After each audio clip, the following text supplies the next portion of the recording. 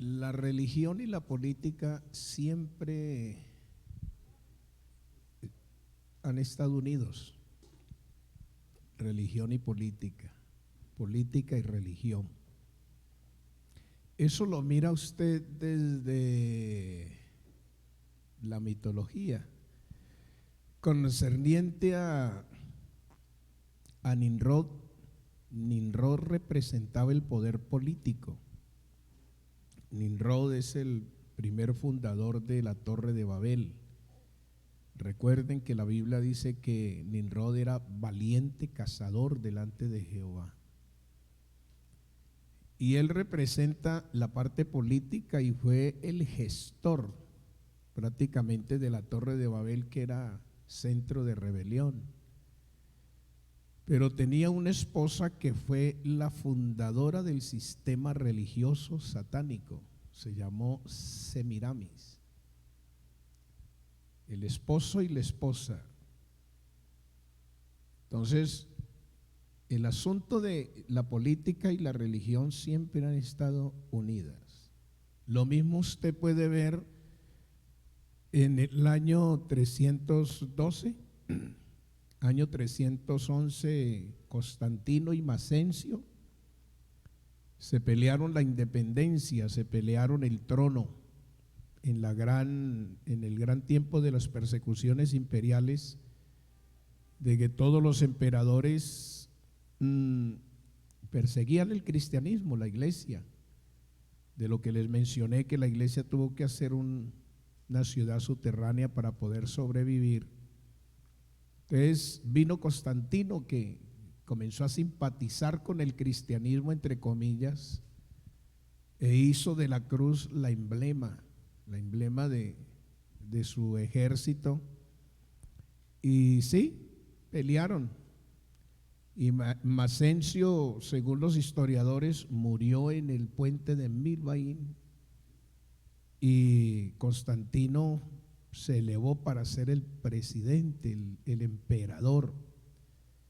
Entonces, en el año 313, Constantino firma el gran edicto de tolerancia, el edicto de Milán, y eso consiste en la libertad de culto, libertad de expresión. Entonces dio libertad al cristianismo y dijo que era una bobada, según los historiadores, estar persiguiendo una cantidad de gente que no le hacía mal a nadie, que predicaban su causa y que era justa. Entonces la iglesia salió de los subterráneos y se encontró de que medio imperio era cristiano. Entonces Constantino fue muy sabio, entre comillas, e hizo del cristianismo su corte y del cristianismo su religión, y estableció la religión o la iglesia como la religión de su estado, y allí es donde surge la iglesia que conocemos hoy, la iglesia apostólica, católica, apostólica y romana.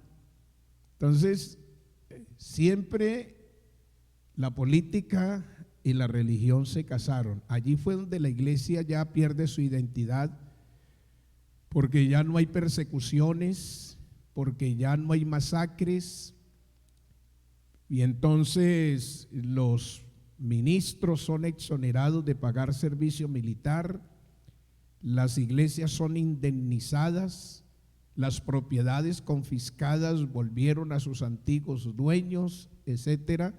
Y entonces la iglesia pierde su identidad y entra en un conformismo y se vuelve la iglesia mundana, la iglesia de Pérgamo, casada con el mundo.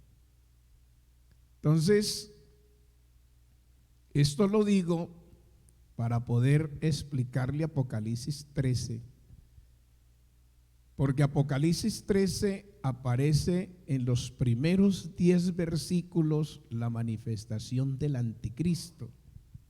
El anticristo representa el poder político y trae la restauración precisamente del antiguo imperio romano. La bestia herida de muerte es precisamente que fue sanada, es la restauración del imperio. Recuerden ustedes que Roma sufrió su división en el año 476, eso dicen los historiadores, y entonces hubo esa división representada por los pies de la imagen que vio Nabucodonosor. En Daniel capítulo 2, la imagen que aparece con una división, las dos piernas indican su división y termina prácticamente con 10 dedos, 5 y 5, que son las 10 potencias mundiales que supuestamente forman el gran mercado común europeo. Pero entonces esos 10 versículos representan el poderío del anticristo. El anticristo, y el anticristo representa el poder político. Y a partir del versículo 11 aparece el falso profeta. Y el falso profeta representa el poder religioso. Porque el anticristo terminará con todo poder religioso que exista.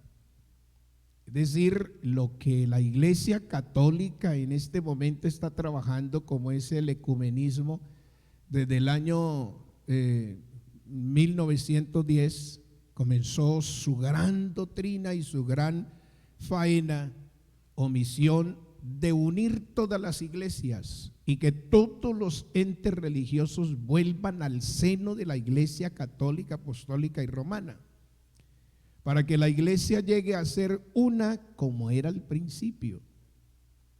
Entonces, esa es la filosofía en este momento, y eso lo están haciendo, y por eso cada papa que viene buscan el perfil de que sea un hombre carismático, que sea un hombre dado, que sea un hombre que, bueno, y eso es lo que está haciendo el Papa Francisco en este momento, tratando de que todas las iglesias se unan.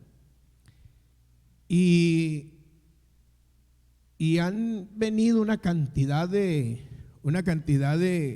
reformas en la Iglesia Católica, como es el ecumenismo, y ya cambiaron la forma precisamente de tratarnos a nosotros los cristianos, porque antes los evangélicos, porque cristianos se denomina todo el mundo, y entonces ya no somos los protestantes, ya no somos los voltearepas, ya no somos los escandalosos. Sí, ahora nos llaman los hermanos separados, ¿entiende? Y adoptaron una posición, mire, eso es ecumenismo, han adoptado una posición muy similar a la nuestra, porque si aprendieron los mismos coros, las mismas alabanzas, tocan los mismos instrumentos y predican los curas ahora, los nuevos, predican como predica un pentecostal.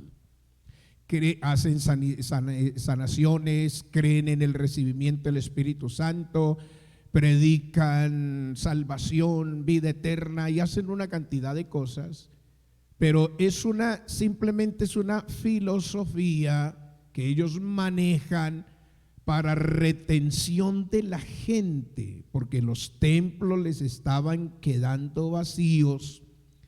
Entonces, en una determinada encíclica que yo la tengo del Papa,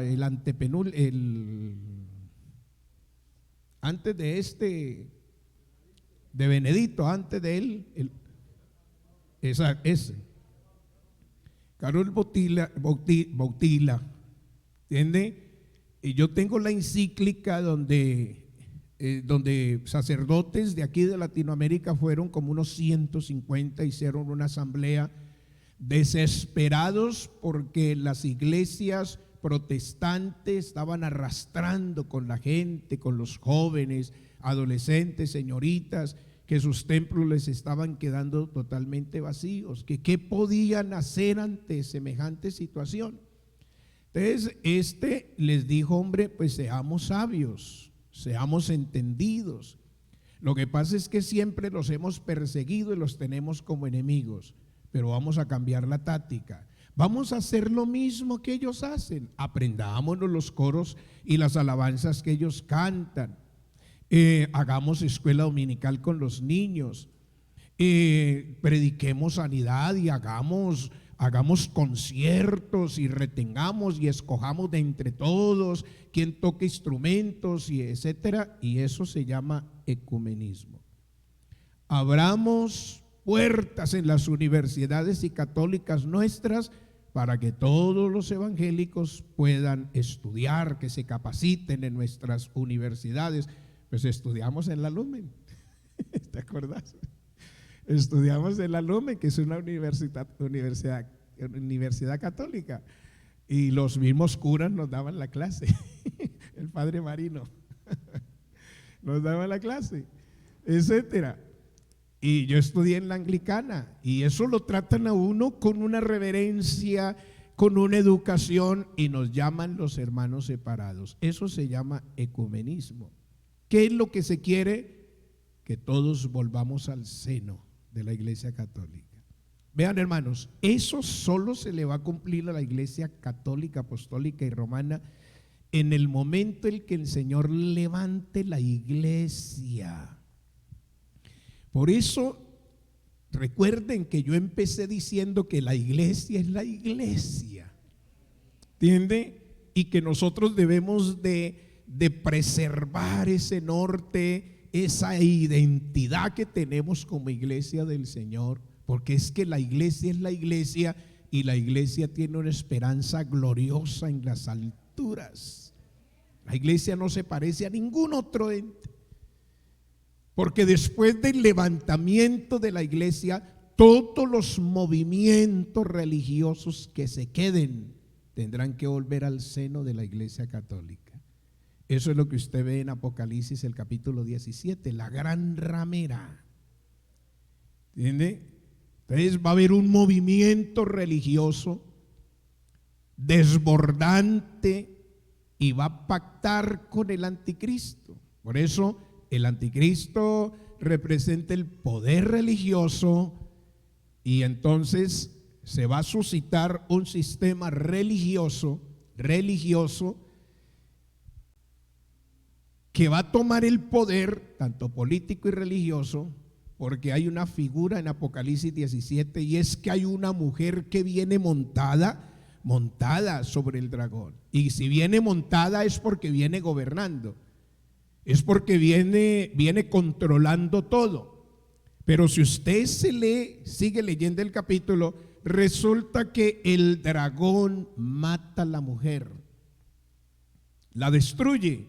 ¿Qué quiere decir eso?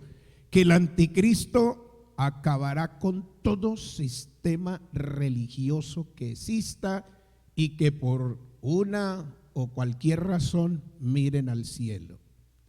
Porque el anticristo trae su propio sistema religioso, y es lo que aparece en Apocalipsis 13, el versículo 11. Presénteme ese pasaje para que usted vea que el asunto del anticristo es una cosa y el falso profeta es otro. El falso profeta representa el poder religioso montado directo por el anticristo. Mírelo, regáleme aquí Apocalipsis. Después vi otra bestia que subía de la tierra y tenía 2 cuernos semejante a los de un cordero, pero hablaba como hablaba como dragón. Mire, y ejerce toda la autoridad de la primera bestia del capítulo 13, verso 1, es decir, la que aparece allí, del anticristo. Y hace que la tierra y los moradores de ella adoren a la primera bestia, cuya herida mortal fue sanada. Verso 13, también hace grandes señales, de tal manera que aún hace descender fuego del cielo a la tierra delante de los hombres. Es el falso profeta, mire, para que todo el mundo se incline al anticristo. Y dice, y engaña a los moradores de la tierra con las señales que se le había permitido hacer en presencia de la bestia, mandando a los moradores de la tierra que le hagan imagen a la bestia, que es el anticristo, que tiene la herida de espada y vivió. Es decir, el imperio romano representado. Verso 15, y se le permitió infundir aliento a la imagen, mire, de la bestia, es decir, que trae un poderío terrible para que la imagen hablase e hiciese matar a todos los que no la adorasen. Es el sistema religioso que el anticristo montará en el periodo de la gran tribulación. Y hacía que a todos, pequeños y grandes, ricos y pobres, libres y esclavos, se les pusiese una marca. Mire, la misma imagen a la cual le infundieron vida es la que sentencia y manda a que marquen la gente. Mire lo que dice: pobres y libres esclavos, se les pusiese una marca en la mano derecha o en la frente, y que ninguno pudiese comprar ni vender sino el que tuviese la marca o el nombre de la bestia o el número de su nombre.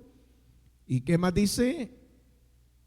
Aquí hay sabiduría, el que tiene entendimiento cuente el número de la bestia, pues es número de hombre y su número es 666, que no es un número físico, para que nadie va a correr a ponerse las 3 S, como los de creciendo en desgracia, porque yo no le llamo creciendo en gracia a eso. Menos mal que el Señor ya se murió, ¿no? José Luis, el mismo nombre tuyo. El tocayo. El tocayo. ¿Cómo se le ocurre a ese señor decir que el número 666 es número de bendición? ¿Ah? Que es número de pacto, etcétera. Y puso un poco de gente, un poco de bobos, digo yo, a que se pusieran el número 666 aquí en la mano. Y hoy que se murió ese señor, esa gente no sabe qué hacer con ese número, hermano. ¿Entiende? No saben qué hacer con el número. Es como si no leyeran la Biblia. Por eso no se puede ignorar la Biblia hay que leerla 200,000 veces, y el Señor nos da la oportunidad. Pero no se puede. El número, eso se equivale en este momento al código del comercio, al microchip. Dije antes que si la ciencia nos inventa cualquier otro objeto, hermanos, ese es el tal número 600, pero que no está rigiendo a nivel universal. Ese número comienza a regir cuando el Señor levante su iglesia. Entonces el anticristo, sí, ahorita lo están estableciendo parcialmente por naciones, en una cosa lo están comercializando, lo están socializando para que la gente se vaya acomodando, porque el espacio que tiene el anticristo es un tiempo supremamente corto, no son sino 3 años y medio. ¿Entiende? Para él tomar el control de todo, y son 8,000 millones de personas, y gobernarlos, caramba, eso cuesta. Entonces desde ya hay un ministerio de iniquidad. Mire, segunda de Tesalonicenses, el capítulo 2, el apóstol San Pablo, ahí está presentando prácticamente Pablo el ministerio de iniquidad, el sistema religioso que dice que Dios les permite un espíritu engañoso para que crean la mentira a fin de que se pierdan. Mire, con respecto a la venida de nuestro Señor Jesucristo y nuestra reunión con Él, os rogamos, hermanos, que no os dejéis mover fácilmente de vuestro modo de pensar, ni os conturbéis ni por palabra, ni por carta, ni por espíritu, ni por carta, como si fuera nuestra, en el sentido de que el día del Señor se acerca. Y comienza Pablo a decirnos, mire, páseme el otro, nadie os engañe en ninguna manera, porque no vendrá ¿quién? ¿Quién no vendrá? Mire, porque no vendrá sin que antes venga la apostasía, Primero, antes de la manifestación del anticristo, es la apostasía. La apostasía tiene que ver con el retrato, con el retratarse, con el retroceder, con el apartarse de los caminos del Señor. Predicar hoy que Dios es uno y mañana decir que Dios es tres personas distintas y un solo Dios verdadero, eso es una apostasía. Decir hoy que el Espíritu Santo es Dios y que el Espíritu Santo se recibe por la fe y que es el sello de aprobación de nuestra salvación, y mañana decir que es mentira que el Espíritu Santo se recibe, eso se llama apostasía. ¿Aló? Y de eso hay montones. ¿Sí? Entonces, por eso dice que el anticristo no vendrá sin que antes venga la apostasía. Mire, o el Señor tampoco vendrá sin que antes venga la apostasía y se manifieste el hombre de pecado, el hijo de perdición, que es el anticristo, el cual se opone y se levanta contra todo lo que se llama Dios. Por eso Él extermina todo sistema religioso que exista, que es la figura que aparece en Apocalipsis 17, porque Él no va a permitir que le monten otro Dios, porque el diablo siempre ha querido ser Dios desde arriba. Alabanzas al nombre del Señor. El diablo no va a querer que haya una nación, que haya una familia que de todas maneras por allí esté invocando al Dios del cielo. El diablo no va a querer eso, porque Él se siente en el templo. Por eso dice, se levanta contra todo lo que se llama Dios o es objeto de culto, tanto que se siente en el templo de Dios como Dios, haciéndose pasar por Dios. ¿No os acordáis que cuando yo estaba todavía con vosotros os decía esto? Y ahora vosotros sabéis lo que lo detiene. Hay algo que está deteniendo la manifestación del anticristo, es la iglesia.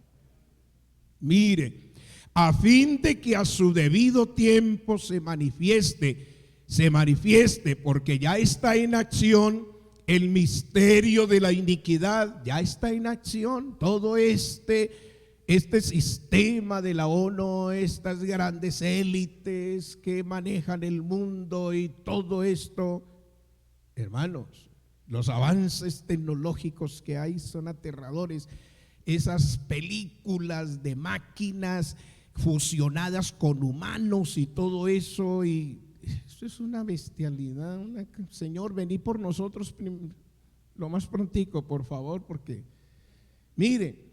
ya está nación el misterio de iniquidad, solo al presente hay quien lo detiene, hasta que Él a su vez se ha quitado de en medio, que es la iglesia, y levantada la iglesia es la morada del Espíritu Santo. Y ya, hermanos, después del levantamiento de la iglesia, ya este libro, esta palabra que tenemos hoy será como la prensa de ahora 8 días, noticias atrasadas. El programa de Dios con la iglesia ha terminado en esta tierra y Dios se vuelve al tabernáculo de David que está caído. Por eso el Espíritu Santo ya no funcionará. Y el Espíritu Santo es el que convence de pecado, de justicia y de juicio. Nosotros solamente somos canales, pero la obra de salvación la hace el Espíritu Santo en una persona. Y si el Espíritu Santo ya quitó su efectividad, la puerta de la gracia se cerró y ya Dios no tiene su mano extendida a las naciones gentiles, porque ya terminó. Es que el pensar que hay salvación después del levantamiento de la iglesia es ignorar el programa de Dios con las naciones. En este momento Dios está tratando con las naciones gentiles. Amén, mis hermanos. Llevamos 1988 años, según el calendario que Dios tiene a Israel retrasado, y las naciones tienen la puerta abierta. Si no entran es porque no quieren entrar. Si la gente no se quiere arrepentir es porque no quiere arrepentirse, pero no porque el Señor no los esté llamando. El Señor se les está mostrando en toda parte. Dios se les aparece hasta en sueños, en visiones. trabajan. Hay una lámpara prendida en su propia casa, porque en cada hogar hay una lámpara prendida, bien sea del niño que va a la escuela dominical, bien sea el adolescente, bien sea el joven, bien sea la mamá, bien sea el papá, bien sea el primo, el abuelo. Cualquier miembro de la familia ha conocido de Dios. Esa es una lámpara que está prendida. ¿Entiende? Entonces, por eso después del levantamiento de la iglesia, hermanos, por Dios lo que hace es volverse a la nación de Israel, y empieza el programa con la nación de Israel. Acuérdense. Les voy a terminar aquí. No me deje olvidar eso que acabo de decir. Acuérdense. Entonces se manifestará aquel inicuo a quien el Señor matará con el espíritu de su boca y destruirá con el resplandor de su venida. Inicuo cuyo advenimiento es por obra de Satanás, hablando del anticristo, con grandes señales y prodigios, ¿qué? Mentirosos. Su sistema religioso, Apocalipsis 13, versículo 11, el falso profeta. Entonces, sepa discernir entre el anticristo, el falso profeta. El anticristo representa el poder político, el falso profeta, el poder religioso, y siempre la religión y el Estado y la religión y la política siempre han estado casados. No veo hoy día, ¿quién es el que le hace la ceremonia al presidente cuando lo inauguran, cuando se sienta pues en la silla para gobernar? No son los curas, ¿entiende? Entonces, porque la religión católica es la religión del Estado. Amén, mis hermanos. Sí, siempre he estado allí. Mire, termino. Y con engaño de iniquidad para los que se pierden en su tiempo, por cuanto no recibieron el amor de la verdad para ser salvos, entonces Dios les envía un poder engañoso para que crean la mentira, a fin de que sean condenados todos los que no creyeron a la verdad, sino que se complacieron en la injusticia. ¿Sí? ¿Está allí? Puede ser. Alabanzas al nombre del Señor. ¿Qué era lo que iba a decir? ¿Se acuerdan?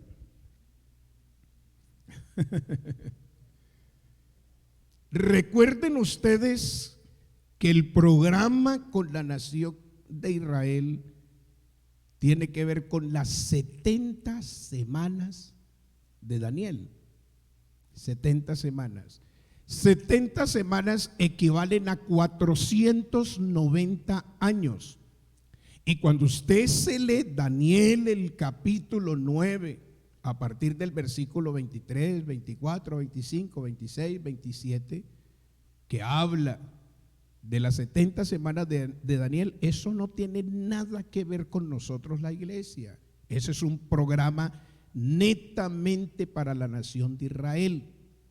Porque Daniel lo que está, usted se lee el capítulo 9 completico y usted encuentra es a un Daniel preocupado. Daniel está preocupado, ¿qué va a pasar con Israel, con mi nación? Hemos estado esclavos aquí en Babilonia por espacio de 70 años. Y el profeta Jeremías, porque Daniel conoce las profecías y se da cuenta de que el profeta Jeremías, como también Zacarías, profetizaron de que después de que se cumplieran los 70 años de cautiverio, el Señor los visitaría y los volvería a traer a su propia tierra. Pero se han cumplido los 70 y no se ha cumplido. Israel no ha sido restaurado. Están todavía en Babilonia. Entonces Daniel está ayunando, orando: Señor, ¿qué va a pasar? Entonces el Señor le envía un ángel para que le diga: 70 semanas están determinadas sobre tu pueblo y sobre tu santa ciudad. Búsqueme allí, Daniel, hágame el favor, ya que llegamos aquí. Daniel capítulo 9, mire, el versículo, arranquemos desde el verso 23 siquiera. Mire, al principio de tus ruegos le dice el ángel, mire, fue dada orden y yo he venido para enseñártela porque tú eres muy amado. Entiende pues la orden y entiende la visión. Entonces comienza a decirle 70 semanas están determinados sobre tu pueblo, sobre tu pueblo y tu santa ciudad. El pueblo es Israel y la ciudad es Jerusalén. Sobre tu santa ciudad, ¿para qué? ¿Para qué? Número 1, para terminar la prevaricación, para poner fin al pecado. Número 2, número 3, para expiar la iniquidad. Número 4, para traer justicia perdurable. Y número 5, para sellar la visión y la profecía. Y número 6, para ungir al Santo de los Santos. Para que estas 6 cosas se cumplan, necesitamos que Israel tenga 70 semanas. Y las 70 semanas equivalen a 490 años. Esas 70 semanas están divididas en 3 partes. Mire el versículo 25. Sabe pues y entiende que desde la salida de la orden, porque hay un punto de partida. Las 70 semanas tienen un punto de partida, tienen una determinada fecha. Si hay 3 fechas que allí aparecen en el libro. ¿Dónde? ¿Qué pasó con el libro, José? ¿Tú lo vas a comprar? No, mentira. Guárdemelo allí, por favor. Ahí está explicadito. No traje sino solo 10 porque a mí se me pasó por alto. Y esta mañana dije, ay, y los libros. Y vi por ahí 10 mal puestos y entonces dije yo, voy a llevar estos 10. Pero si usted está interesado, todo lo que hemos tratado de decir está plasmado en ese libro. Es buenísimo, le va a ayudar mucho. Y no vale sino solo 25,000 pesos. Ese precio se lo pusimos en el Milenio por la mañana. Ya va a ser Milenio por la tarde. Así que no se le haga caro, pero le va a servir mucho, es bonito. En ese libro están las 3 fechas, tiene un punto de partida. Y las 70 semanas se dividen en 3 partes. 7 semanas más 62 semanas y queda una semana. Es lo que dice el texto. Sabe pues si entiende que desde la salida de la orden para restaurar y edificar a Jerusalén hasta el Mesías príncipe habrá 7 semanas, primera división, 7 semanas que equivalen a 49 años. Y esas 7 semanas comienzan con la restauración de Jerusalén, de los deportados que vienen. Un grupo vino con Zorobabel, el segundo grupo vino con Esdras y el tercer grupo vino con Nehemías. 3 grupos para restaurar a Jerusalén como nación, para restaurar el templo con la ilusión de que volviera a ser como el tiempo del templo de Salomón en aquel entonces. Y Nehemías le corresponde la reconstrucción de las murallas. A eso vino Nehemías de allá de Babilonia, era el copero. Viene con esa misión. Así que entre la reconstrucción de Jerusalén y la reconstrucción del templo y las murallas se echaron 49 años, que equivalen a las primeras 7 semanas. Cuando ellos terminan de restaurar e inauguran las murallas, porque eso fue una alegría, eso fue un gozo, porque ahora Israel tiene seguridad, no están desportillados, los enemigos los van a respetar, porque hay límites. Entonces a partir de allí comienzan las 62 semanas.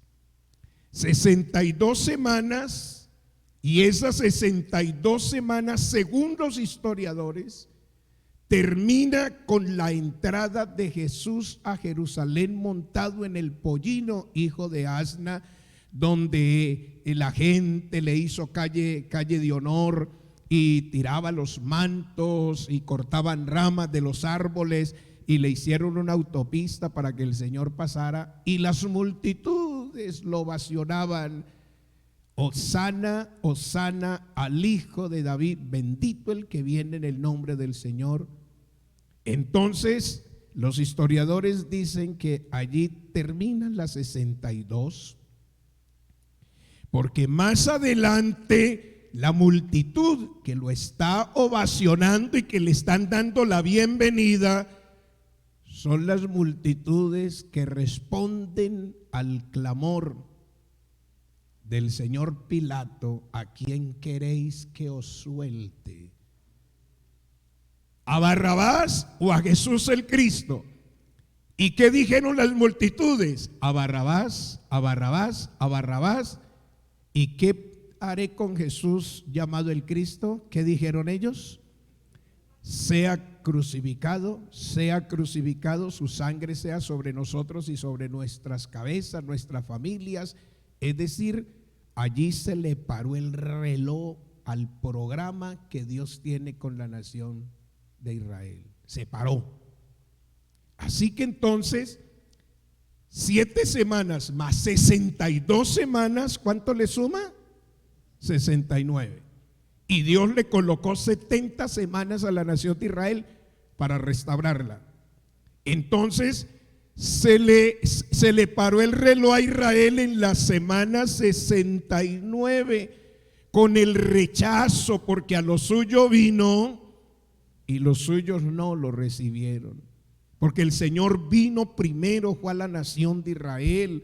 Acuérdense, a la mujer sirofenicia, la mujer cananea, el Señor le dijo: no he sido enviado sino a las ovejas perdidas del pueblo de Israel. Volvió y se lo dijo: es que no está bien echar el pan de los hijos a los perrillos. Y los hijos era Israel, los perrillos éramos todos los gentiles. Que la mujer se humilló de tal manera y venció el obstáculo, porque cuando uno sabe quién le soluciona su problema, uno no se vence.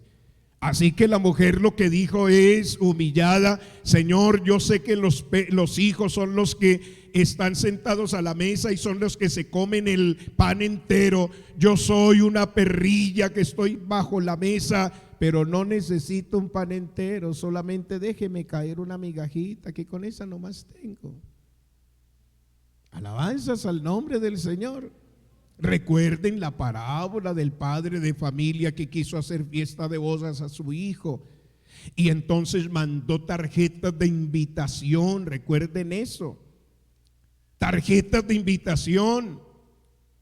Por eso dice: el reino de los cielos es semejante a un padre de familia, Mateo 22, a un padre de familia que quiso hacer fiesta de bodas a su hijo y entonces mandó tarjetas de invitación. Y cuando ya estuvo todo preparado, mandó a traer los invitados. ¿Y qué dijeron los invitados de tarjeta de honor? Ay, Señor, dígale a su amo que me acabo de casar y tengo que recibir mi mujer. Dígale que me excuse. Fue donde el otro: dígale a su amo que acabo de comprar una yunta de bueyes y tengo que irlos a ensayar.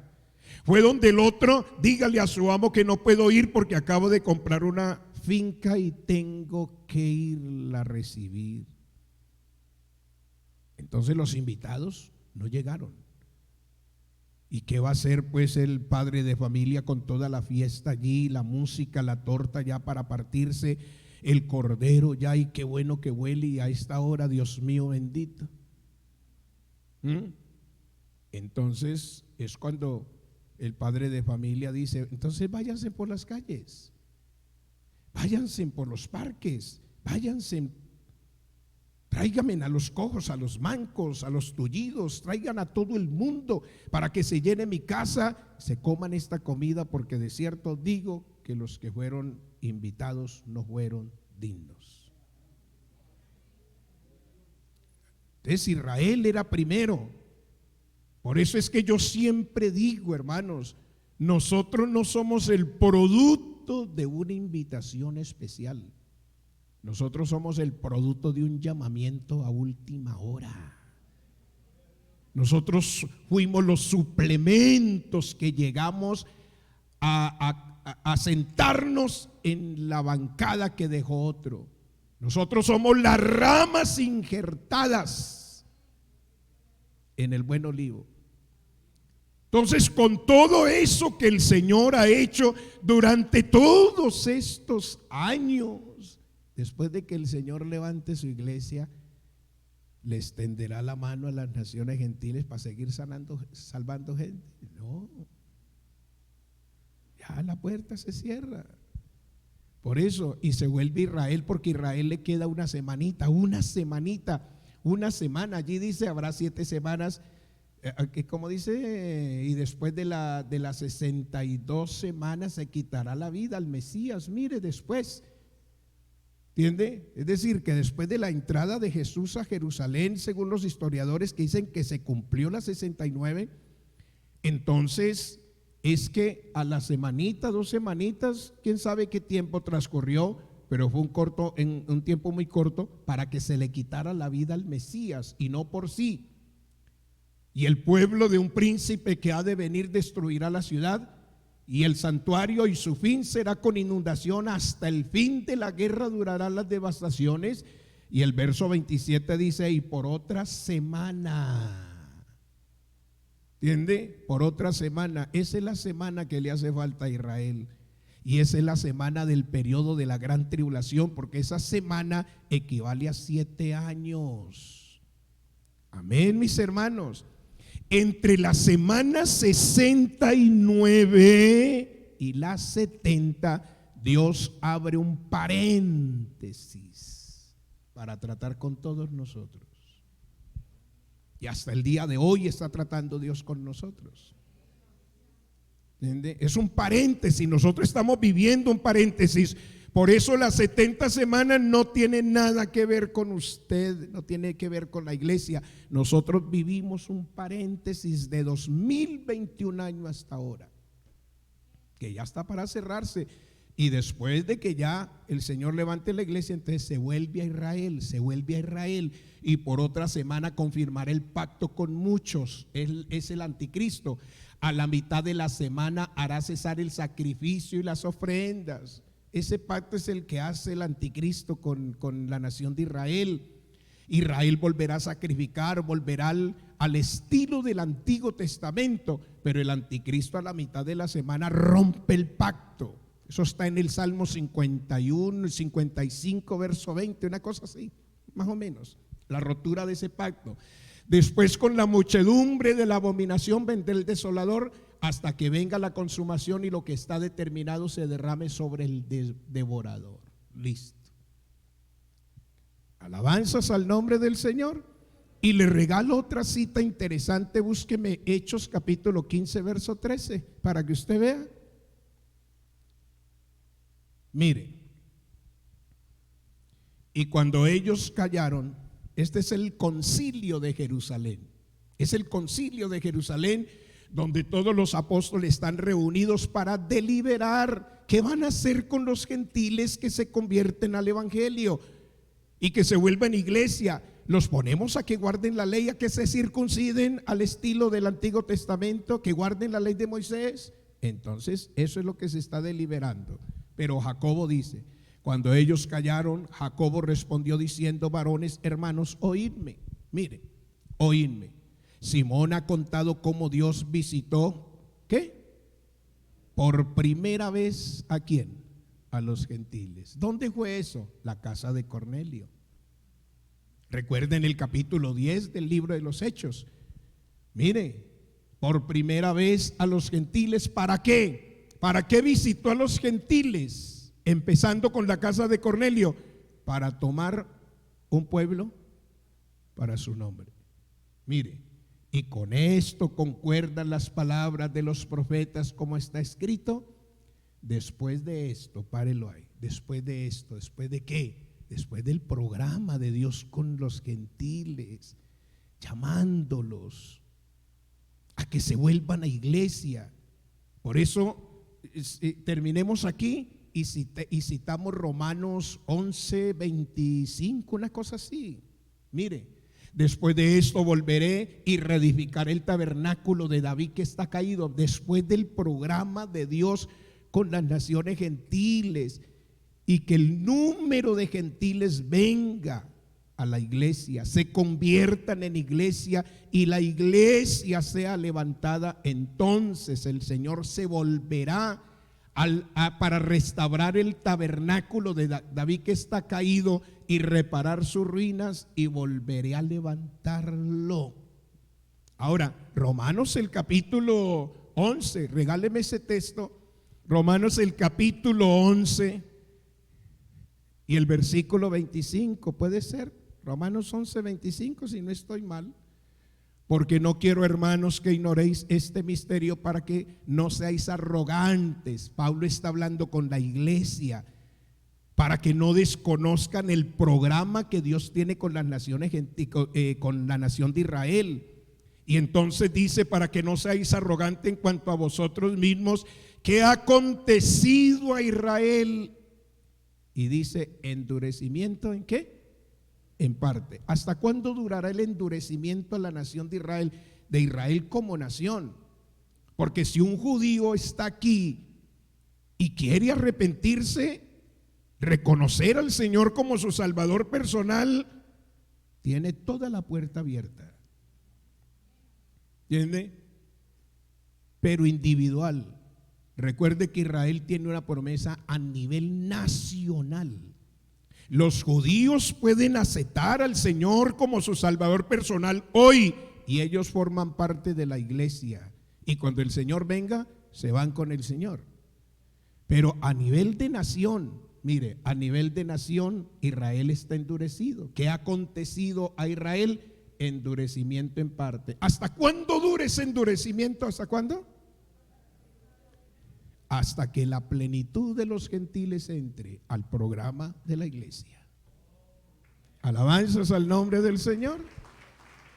Hasta allí. Entonces, cuando ya termine este programa de Dios con la iglesia y la iglesia sea levantada, la puerta se cierra para los gentiles y Dios se vuelve a la nación de Israel. Alabanzas al nombre del Señor. Listo, eso por un lado. Lo otro es que quisiera mostrarles la figura milenial. La figura milenial la encontramos en el capítulo 2 de Daniel y en el capítulo 7 de Daniel, la figura del reino milenial. Miren ustedes, en el capítulo 2 de Daniel, en el capítulo 2, déjeme hacer un paréntesis aquí. Déjeme decirle una cosa interesante.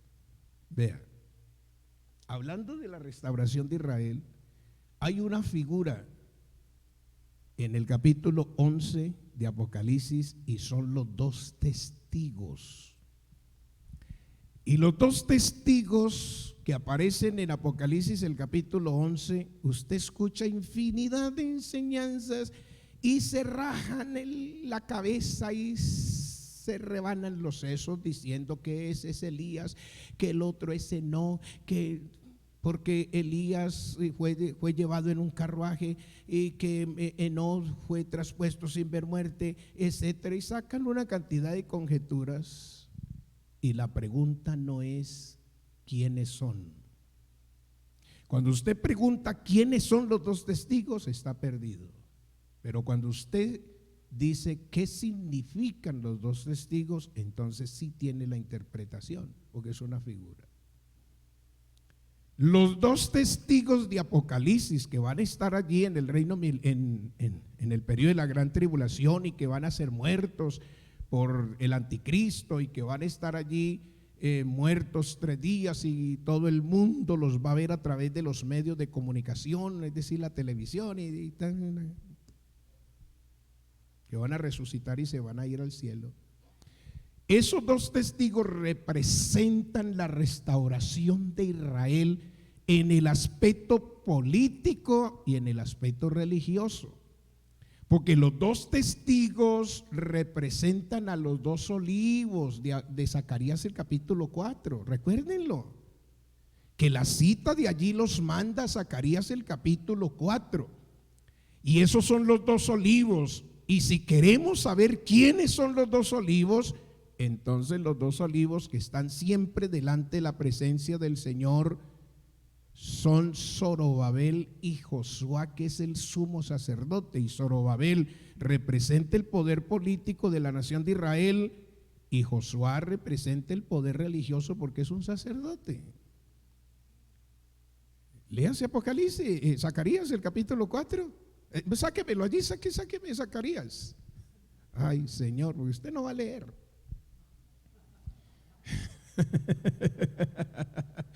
Sáqueme Zacarías, el capítulo 4. Mire, ese capítulo no tiene sino como 4 versículos, es cortitico, mire, pero mire. Volvió el ángel de Jehová, volvió el ángel que hablaba conmigo y me despertó, mire, como un hombre que es despertado de sus sueños, ¿sí? Versículo 2, y me dijo, ¿qué ves? Y respondí, he mirado y aquí grande, sí, mire, todo lo que se ve, todo lo que se ve tiene relación con el aceite, con el aceite. Observe, todo es con el aceite, mire, con el aceite. Porque dice, he mirado y aquí un candelabro. El candelabro es alimentado ¿con qué? Con aceite. Sí, todo de oro que simboliza la deidad. Con un depósito encima. ¿Y el depósito para qué es? Es para el aceite. Y sus 7 lámparas encima del candelabro. Y las lámparas prenden ¿con qué? Con el aceite. Y 7 tubos para las lámparas que están encima de él. Y los tubos es para precisamente la estructura. Ahora, y junto a él 2 olivos. Mire, ¿y el olivo qué produce? ¿Aló? Aceite, mire, el olivo que produce aceite. Y dice, el uno a la derecha del depósito y el otro a la izquierda. Verso 4. Y proseguí y hablé diciendo a aquel ángel que hablaba conmigo, ¿qué es esto, Señor mío? Y mire la respuesta. ¿Cuál es la respuesta?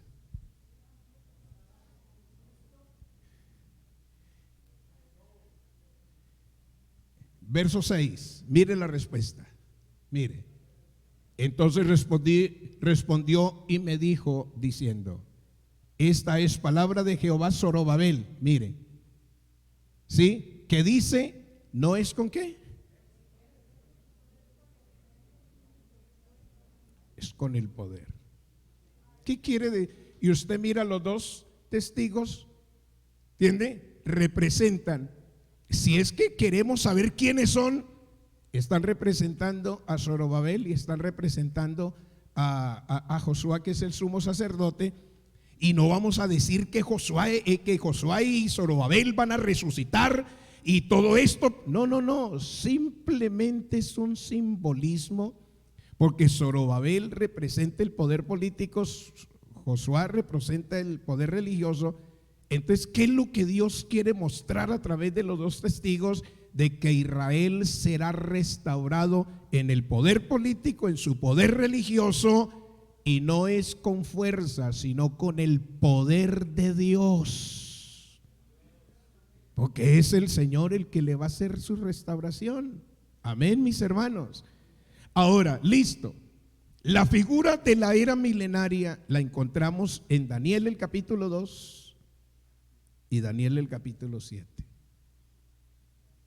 Daniel el capítulo 2 es un sueño que tiene Nabucodonosor y él no entiende nada. Y es una imagen que trae 4 metales, recuérdelos. Es una imagen que viene con 4 metales. La cabeza es de oro, el pecho es de plata, el vientre es de bronce, las piernas de hierro, y termina con una aleación de hierro y barro.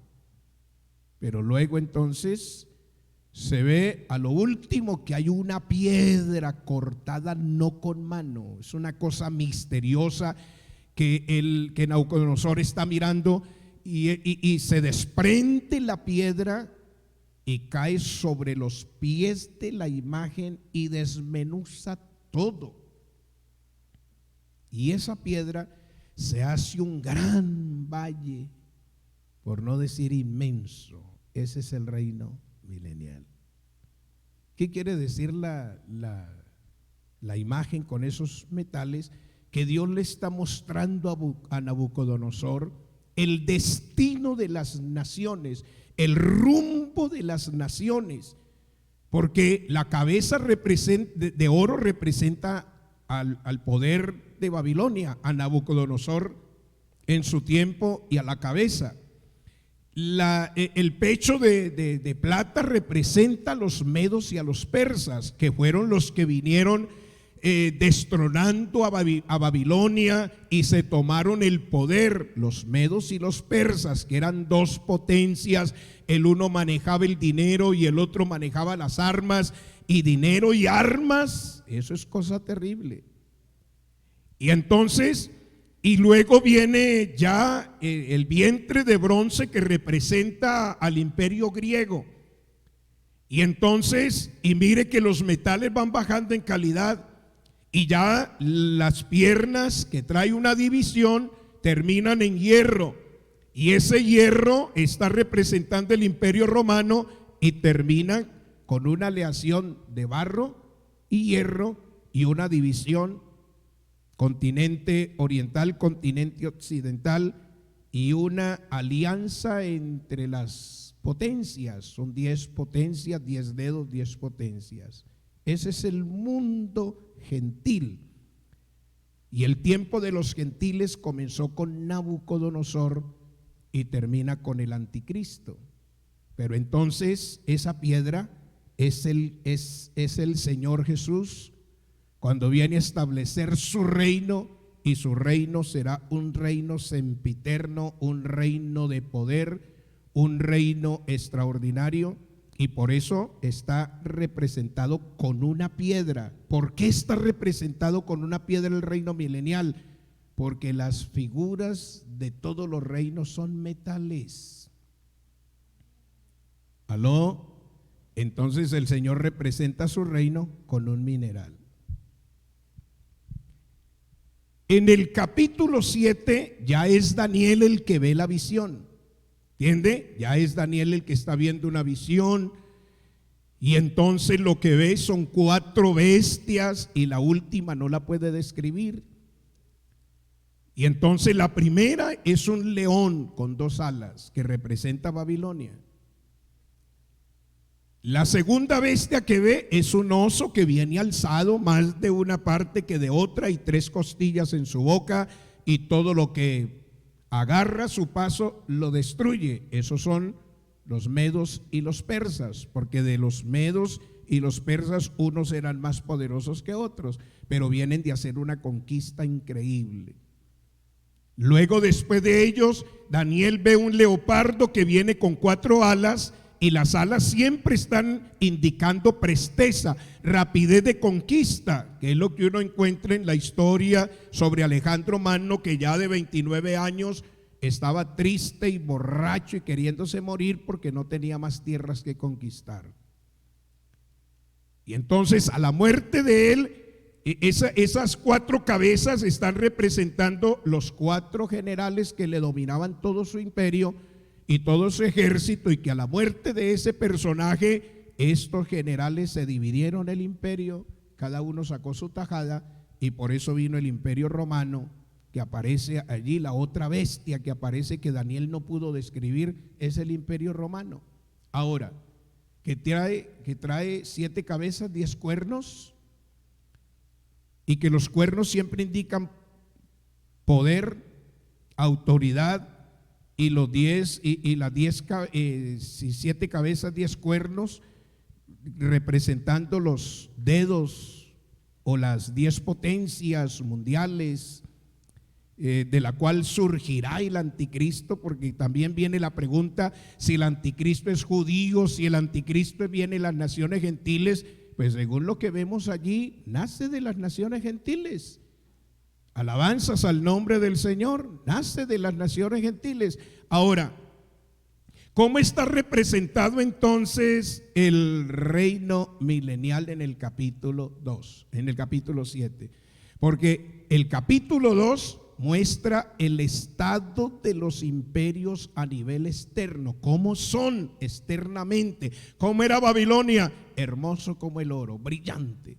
¿Cómo eran los medos persas? Refulgente como la plata. ¿Cómo eran los medos persas? ¿Y cómo eran los griegos? Eran como el bronce. ¿Y cómo es Roma? Como el hierro. Es la forma externa. Pero ¿cómo son por dentro? Eso lo muestra Daniel, son bestiales. Así como Babilonia por fuera es hermoso, al punto de que se habla de las 7 maravillas del mundo y de los jardines colgantes, etcétera. ¿Cómo era Babilonia? Bestial, como un león. ¿Cómo eran los medos persas? Brutales como un oso. ¿Cómo eran los griegos? Sanguinarios y conquistadores como el leopardo. ¿Y cómo es Roma? Indescriptible. No se puede saber cómo es Roma, de bestial, de cruel.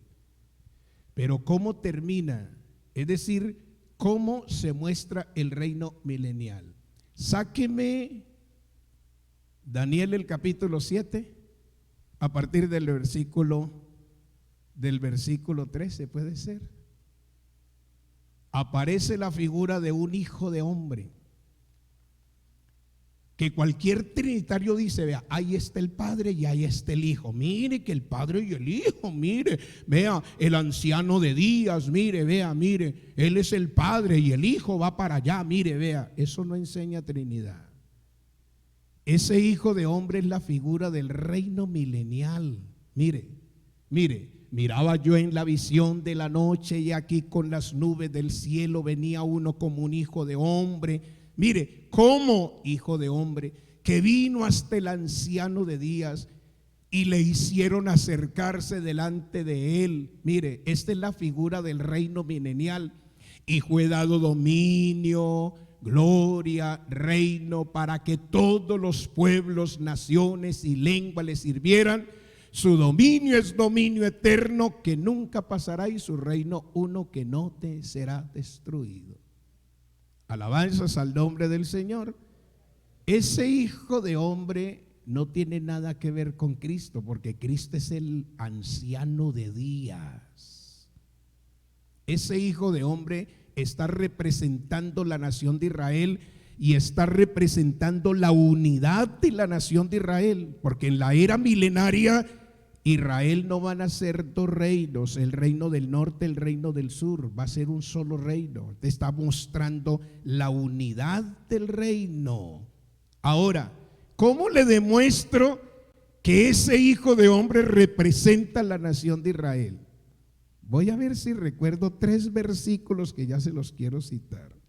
Si me regala, porque ya vamos a entrar a las preguntas y yo ya veo a mi compadre como incorporado. Y entonces yo estoy afanado aquí. Pero mire, le voy a mostrar el versículo 18. Búsqueme el versículo 18, versículo 17 y luego el versículo 18. Sí, mire lo que dice. Versículo 17, regáleme el 17 de Daniel. Estas 4 bestias son 4 ¿qué? Son 4 reyes que se levantarán en la tierra. Regáleme el verso 18. Después recibirán el reino, ¿quiénes? ¿Aló? Y yo pregunto, ¿quiénes son los santos del Altísimo? No, Señor. No somos nosotros. Eso no tiene perdón, para eso estamos aquí. Eso no tiene nada que ver con la iglesia, hermanos. Eso es solo con Israel. El reino milenial no es para nosotros. El reino milenial es para el pueblo de Israel. Por eso Israel recibe el calificativo de los santos del Altísimo. ¿Entiende? Por eso dice, después de los cuatro reyes esos que se levantan, figura de los cuatro animales, entonces recibirán el reino los santos del Altísimo. El reino es el reino milenial. Y dice, y poseerán el reino hasta el siglo eternamente y para siempre. Búsqueme el verso 22. Mire, hasta que vino el anciano de días y se dio el juicio ¿a quién? A los santos del Altísimo. El anciano de días es el mismo Cristo. Y los santos del Altísimo es la nación de Israel. Ese humano, ese hijo de hombre representa. Mire, si el reino milenial en el capítulo 2 está representado por una piedra, en el capítulo 7 está representado por un ser humano, para decir que el reino milenial, mire, si las naciones y los imperios están representados por bestias, el reino milenial está representado por un ser humano, dando a entender que el reino es un reino humano, con sentimiento, que hay amor, que hay compasión, que hay misericordia, que habrá conocimiento, que las guerras se acabarán, que las armas serán fundidas y con esa fundición harán asadones y palas para cultivar la tierra, porque la guerra se acabará y los entrenamientos bélicos terminarán y será un reino netamente humano. Mire lo que dice: y se dio el juicio a los santos del Altísimo, y llegó el tiempo de que los santos recibieron el reino. Y el último texto está en el versículo 22. ¿Ese es el 22? Ah, bueno, ya con el término. Listo. ¿Será que vamos a preguntas? Ah, no, así, preguntas. Sí. Búsqueme el verso 27, verso 27. Verso 27, verso 27. Sí. Y que el reino y el dominio y la majestad de los reinos debajo de todo el cielo se ha dado ¿a quién? Al pueblo de los santos del Altísimo, cuyo reino es reino eterno, y todos los dominios le servirán y le obedecerán.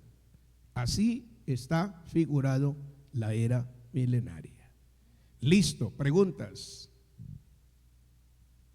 Bueno, pastor, estas preguntas son anónimas. Dice, no se quieren comprometer. pregunta, ¿hay posibilidad de que las personas de otras iglesias y religiones sean salvas si creen en Dios con el corazón? Pues hermanos, yo digo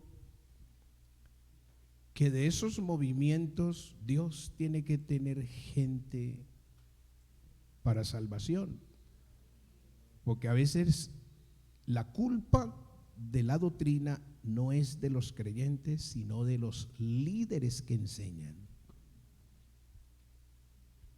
Pero lo que yo digo es que si el Señor de los testigos de Jehová tiene gente honesta y gente que con transparencia y con ansias de salvación buscan a Dios, el Señor los saca de allá y los trae acá para que sean iglesia. De los mormones, hay gente que están allí y han creído lo de allá y buscan a Dios como con un deseo vehemente, con sinceridad, con amor, pero están enredados en la doctrina, no hay revelación. Entonces, si Dios los tiene para salvación, Dios se encarga de hacerles la revelación, y acá vienen a volverse en iglesia, bautizarse en el nombre del Señor. Lo mismo los trinitarios. Yo en mi carrera ministerial he bautizado cantidad de gente trinitaria. Bauticé una señora que tenía 35 años de ser trinitaria, y ella llegaba a la iglesia no cuando íbamos a empezar la alabanza o cuando estamos en la alabanza. Ella empezaba cuando yo iba a comenzar a predicar, y llegaba y se sentaba, y apenas yo terminaba y estaba orando para terminar, ella se espumaba. Hasta que llegó un momento en que ella se quedó, transcurrieron 2, 3 meses en ese vaya y venga, hasta que un día se me quedó después de la escuela dominical y me dijo: pastor, ¿usted me permite un momentico? Tengo unas preguntas que hacerle. Le dije: sí, señora, ¿cómo no? Me dijo: usted ha visto que yo siempre vengo, pero vengo a su enseñanza porque a mí la alabanza no me gusta, no me gustan los coros, me gusta es la enseñanza y yo me siento a escucharlo. Vea, ¿sabe una cosa? Usted no sabe quién soy yo, dijo ella, como el otro. Me dijo: soy una mujer trinitaria hace 35 años, pero ¿sabe por qué vengo? Porque a usted le he escuchado cosas que en 35 años nadie me las ha enseñado, a nadie se las he escuchado. Me gusta su enseñanza, pastor. Haga de cuenta que no conozco nada de la Biblia. Comience conmigo de cero. Y sí, me inventé unas conferencias sobre qué es la Biblia, cómo fue escrita la Biblia, las divisiones de la Biblia, qué es el Evangelio, quién es Dios, quién es Jesús, quién es el Espíritu Santo, qué es el infierno, qué es el cielo, qué es el alma, y que todas esas conferencias la bauticé a ella y lo bauticé a él, al esposo. ¿Entiende? Entonces yo digo que de allá hay gente que Dios tiene. Nosotros lo que tenemos que hacer es orar por ellos, que Dios les revele. Ahí en Mojica yo bauticé un señor que tenía 15 años de ser trinitario y era un problema. Cuando yo llegué, los hermanos dijeron: ay, hermano, viene ese hermano, que eso es un problema, hermano, no lo admitamos. Y a mí se me salió decirle: no, hermano, déjenlo que llegue, que se siente y que escuche. Hermano, lidié con él 2 años y a los 2 años se rindió y dijo: pastor, yo he comprendido que el diablo me engañó, porque él sí recibió la revelación de Trinidad por revelación, oiga, eso tiene un cuentazo. Y una vez me dijo: pastor, quiero que hoy entiendo que el diablo me engañó, entiendo que el bautismo es en el nombre del Señor Jesús, yo quiero que usted me adoctrine para que me bautice. Y le dije: ¿usted entendió que el bautismo es en el nombre de Jesús? Me dijo: sí, hermano, hace días, lo que pasa es que me da tanta pena tenerme que bautizar otra vez, porque yo he sido problema en todas las iglesias de aquí de Cali. Sí, entendí que hay gente que por orgullo y por pena no ceden. Todo eso le enseña a uno. Y yo le dije: no, si usted ya es consciente de que el bautismo es en el nombre de Jesús, dígame cuándo lo bautizo. Me dijo: no, hermano, cuando usted el domingo lo bautiza, y era un viernes, el domingo lo bautizo y el sábado anuncié ese bautismo y eso se llenó la iglesia porque era una novedad. Marino, ¿sí? El hermano Marino Arará, sí, lo bautizamos en el nombre del Señor. Le bauticé el copastor de Homero Vázquez de Palmira. Ese muchacho llegó a Caimitos allí, llevado por otro hermano que eran amigos, y lo llevó. Oiga, cosa tan misteriosa que yo no encontraba qué predicar. Y eran las 2 de la tarde: Señor, ¿qué predico esta tarde? Y las 3, nada, las 4. Y no, el culto era a las 6 de la tarde y me fui al salón y me le tiré al Señor: Señor, dame que predicar, dame que predicar. Faltaban 10 para las 6 para empezar el culto. Y yo ahí orando y los hermanos ya llegando y orando, cuando oí una voz que me dijo: su nombre es Jesús. Uf. El abanico se me abrió y hice un recorrido en mi mensaje desde el Antiguo Testamento sobre el nombre escondido y el nombre revelado. Y de tantos que pasaron, pasó ese muchacho y lloraba como niño chiquito y yo no sabía quién era. Y bueno, ya terminó el culto, se levantaron todos y ese muchacho quedó allí llorando y lloraba y daba gracias a Dios. Y ya, listo, todo el mundo se fue, él se quedó. Y el hermano viene y me dice: hermano, venga, le presento un joven que recibió la revelación del nombre hoy. Usted no sabe quién es el copastor de Homero Vázquez. Y dije: ¿cómo así? Mostrámelo a ver. Sí. Y el muchacho llorando y me decía: pastor, y me abrazaba y me decía: pastor, gracias. Gracias, pastor, entendí lo que no entendía. Dios me abrió mi entendimiento. No son 3, es uno solo. En el nombre de Jesús me tengo que bautizar. Vea, a ese muchacho le tenían apartamento, le tenían carro, estudiaba en la universidad, le tenía su sueldo fijo. Y el hombre se fue con esa revelación allá y lo echaron de allá. Y prefirió irse a vender escobas y traperos que retroceder. Cuando uno recibe la revelación, eso es grande. Y ya, listo, pare de contar. Muy bien. La siguiente pregunta es, de pronto como más bien una aclaración, porque ya de este tema se habló, y es, ¿qué es la gran tribulación? Ay, Señor bendito, 24, 21. Creo que es 24, 21 de Mateo. ¿Será que? Sáqueme ese texto, 24, 21. Creo que es ese, ¿no? El Señor hizo la mención del periodo de la gran tribulación.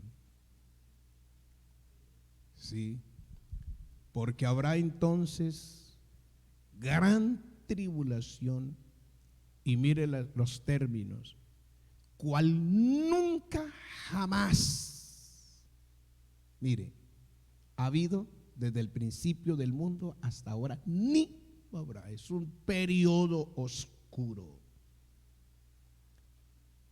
Oscuro en todo el sentido de la palabra.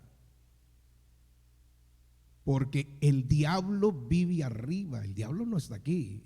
El diablo vive arriba. Él hizo su habitación en el segundo cielo. Eso es lo que Pablo dice, que no tenemos lucha contra carne y sangre, sino contra principados, potestades, gobernadores en las regiones celestes. Y el diablo manda sus jerarquías aquí a la tierra, y los demonios arrasan y hacen de todo. Pero el diablo está arriba. En el periodo de la gran tribulación, el diablo viene a habitar aquí en la tierra, aquí. Apocalipsis 12, regáleme ese texto. Apocalipsis 12, creo que es el verso 9, siquiera hasta el 11, una cosa así.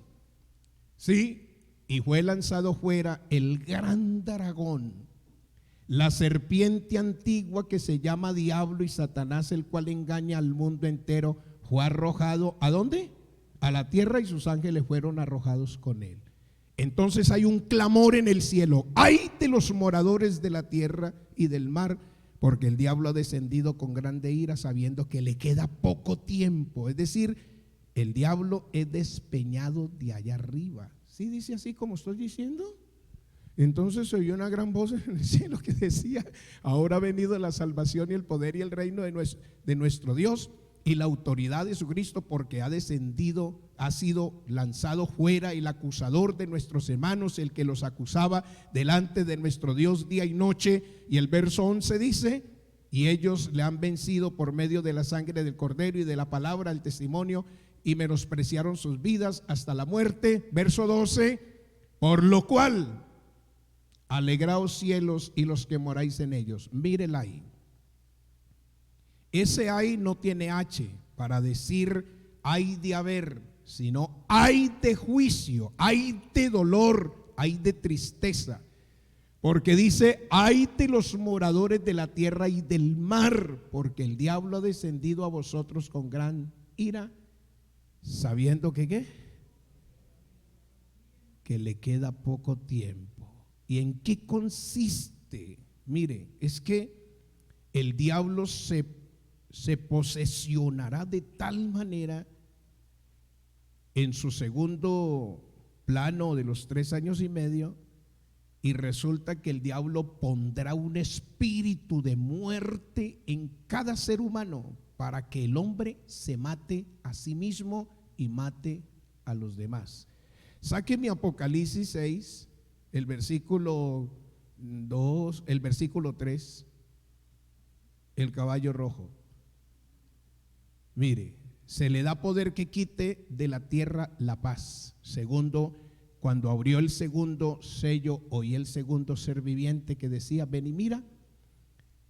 Y salió otro caballo bermejo, quiere decir rojo, y lo rojo indica sangre, guerra.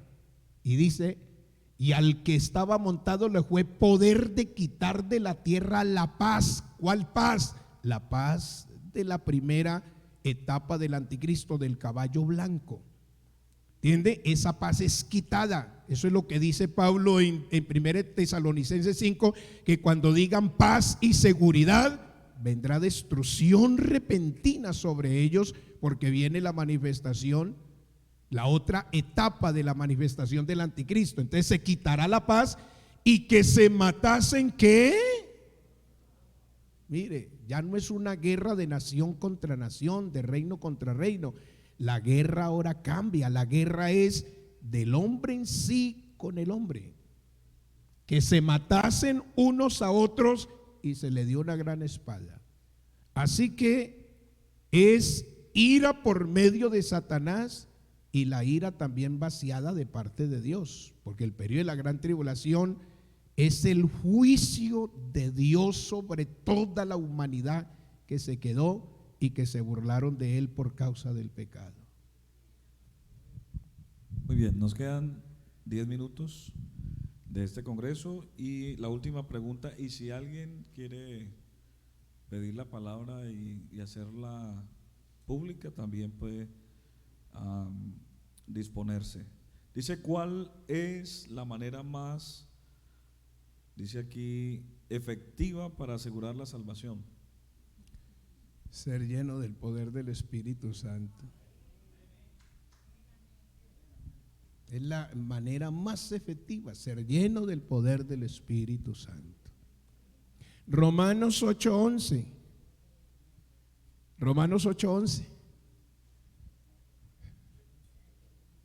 Y si el espíritu de aquel, mire, y si el espíritu de aquel que levantó de los muertos a Jesús mora en vosotros, el que levantó de los muertos a Cristo Jesús, ¿qué hará? Vivificará también vuestros cuerpos mortales por el Espíritu que mora en vosotros.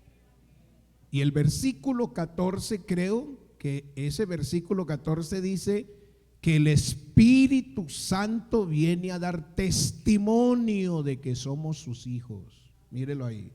Porque todos los que son guiados por el Espíritu de Dios, ¿estos qué? Estos son hijos de Dios, es decir, da la seguridad, pues no habéis recibido el espíritu de esclavitud para estar otra vez en temor, sino que habéis recibido el espíritu de ¿qué? De adopción, por el cual clamamos Abba Padre. Es una expresión de adoración. Y mire el versículo 16, se lo regalo. El Espíritu mismo ¿qué? Da testimonio a nuestro espíritu de que somos hijos de Dios. Alabanzas al nombre del Señor Jesús. Es la manera más efectiva. Sí. Muy bien. Bueno.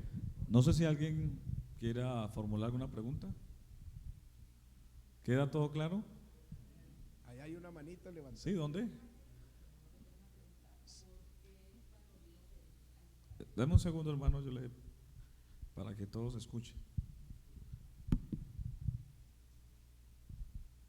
Porque cuando vino Jesús a Israel, que pues era la promesa y todo, ¿por qué ellos tuvieron ese corazón tan duro con él? O sea, ¿por qué pues lo rechazaron tanto y sabiendo que él hacía milagros y todo eso? O sea, muchas veces pues yo me pregunto, si lo tuvieron en carne y vieron lo que hacía, ¿por qué lo rechazaron tanto y nosotros por fe nos movemos en él? ¿Cómo le parece, hermano, que eso es uno de los grandes misterios? ¿Entiende? Ese es uno de los grandes misterios que Dios tiene. Dios sometió a Israel a endurecimiento para que el mismo Israel lo rechazara y lo desconociera, para poder abrirnos la puerta a nosotros, las naciones gentiles. Entonces eso es una cosa que de pronto ni usted ni yo la podamos entender. Pero es que Israel es muy bobo. Pero comiendo pan y peces, hombre, viendo a Lázaro resucitado, ¿cómo no va a creer? Lo que pasa es que Dios, eso está dentro de un programa de Dios, dentro del proyecto de Dios. Es lo mismo que pasó con Faraón. ¿Entiende?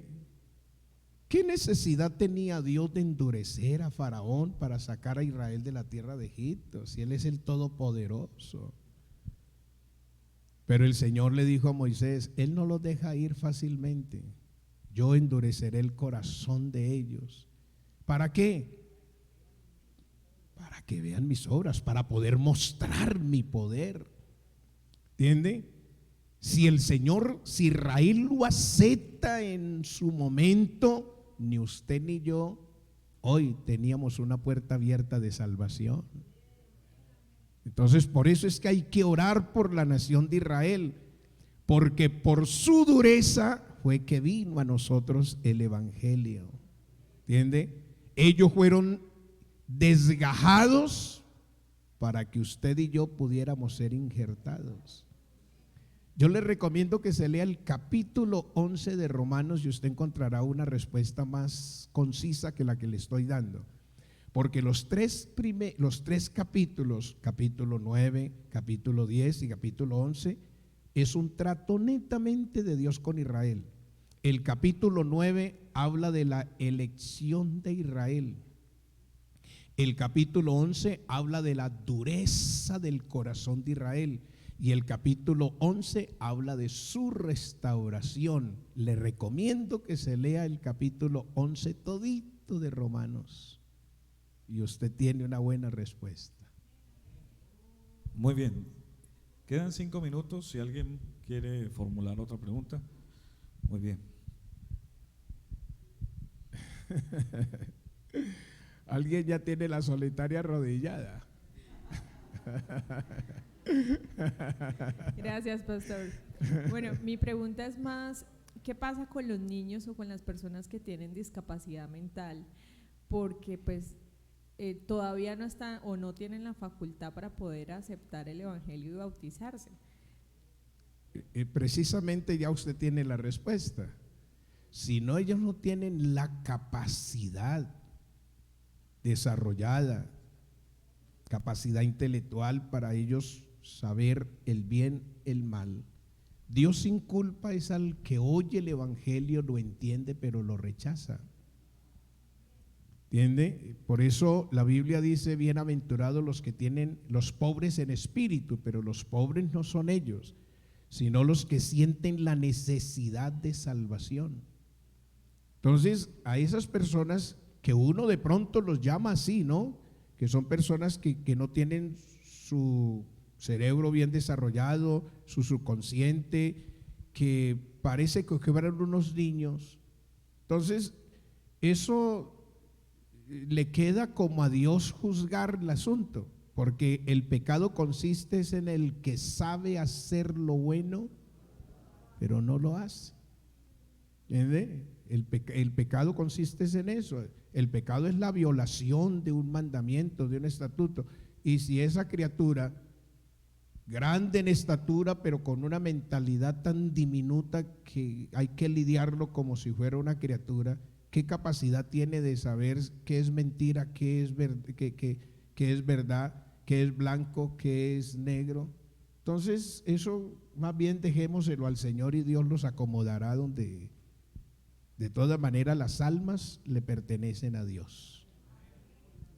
Listo. Gracias, pastor. Buenas tardes.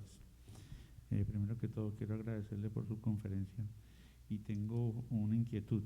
En Apocalipsis 10 habla el capítulo de el ángel con el librito. En el versículo 2 se refiere a que él tenía en su mano un librito abierto. Este librito, quiero saber qué contiene y si tiene que ver algo con la gran tribulación. El capítulo 10 no dice nada sobre el libro, simplemente un ángel que anda con un librito. Sí, señor. Pues hermanos, si el capítulo 10 no nos dice nada, dejémoslo ahí, porque ese fue el problema de William Branham, porque ese tipo se metió en ayuno y forzó a Dios que le revelara quién era el ángel de Apocalipsis 10.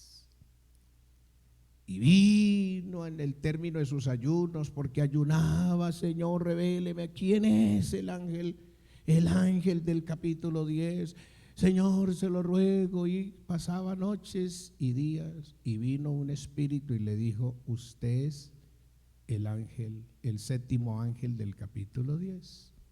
Y por eso de ahí, y era de los nuestros, según los historiadores, era de los nuestros, y uno de los grandes pastores primitivos que hacía milagros, y era un gran hombre predicador, pero se metió y se encharcó allí.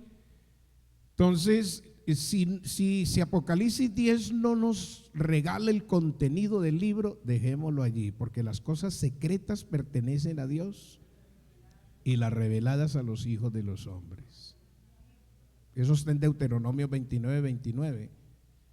¿Entiende?